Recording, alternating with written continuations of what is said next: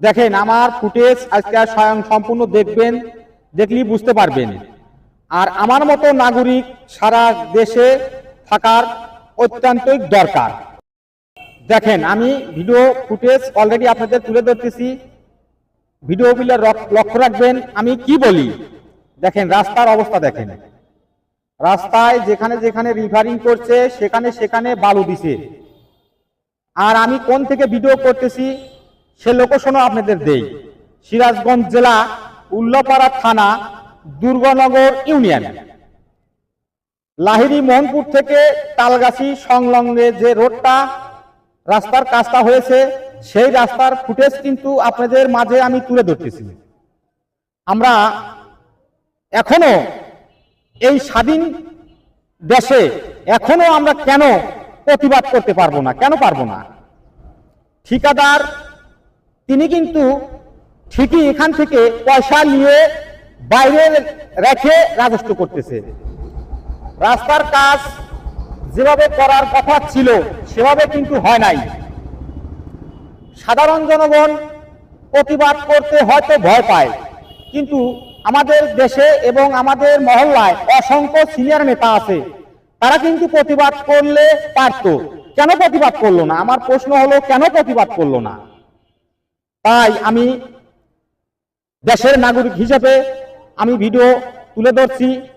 আপনারা অবশ্যই আমার এই ভিডিও শেয়ার, লাইক, কমেন্ট করে সারা দেশবাসীকে দেখার মতো সুযোগ করে দিবেন। তাহলে আমার মতো সারা দেশবাসী যেখানে যেখানে রোড হবে অবশ্যই প্রতিবাদ করবে। আমরা এটা তো জনগণের পয়সা নাকি? জনগণের পয়সা দিয়ে জনগণের রোড করবে, তাহলে কেন ফাঁকি দিবে? দীর্ঘ দিন অপেক্ষা করার পর এই রোডটা আমরা পাচ্ছি, তাহলে সেই রোড এখনো গর্ভবতী মহিলা এখনো রিক্সায় চলে যেতে পারে না, উঁচা দোপা। তাহলে প্রতিবাদ করার মতো কেউ কি নাই দেশে? অবশ্যই আছে। তাই আমি অদম প্রতিবাদ করার জন্য ভিডিও করতেছি। আপনারা অবশ্যই লাইক, শেয়ার, কমেন্ট করে এই প্রতিবাদটা যাতে সারা দেশে পৌঁছায়, এ কর্তব্য আপনাদের। যাই হোক, হয়তো আমার আইডি হয়তো বা ব্যান করে দিতে পারে, তবুও আমি ভয় পাচ্ছি না। আমার আইডি ব্যান হয়ে যায়, তবুও আমি প্রতিবাদ করে যাচ্ছি।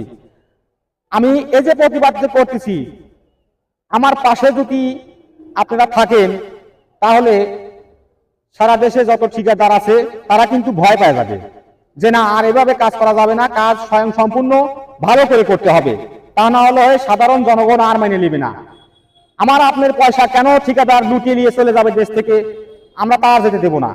তাই এখনো সময় আছে, এই রোডের কাজ কিন্তু এখনো চলমান আছে।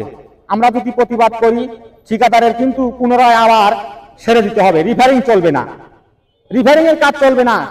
রোডটা রাস্তা কমপ্লিট হয়েছে মাত্র 3 মাস হলো, 3 মাসের ভিতরে রিফারিং কেন করতে হবে? আমার প্রশ্ন হলো 3 মাসের ভিতরে কেন রিফারিং করতে হবে? কি এমন ভাবে পিচ ঢালাই দিল, পিচটা এখনই সরে যাচ্ছে উঠে। তাই সারা দেশবাসীকে আবারও বলতেছি, সারা দেশবাসীকে উদ্দেশ্যে বলতেছি, এখনো সচেতন হয়ে যাই আমরা।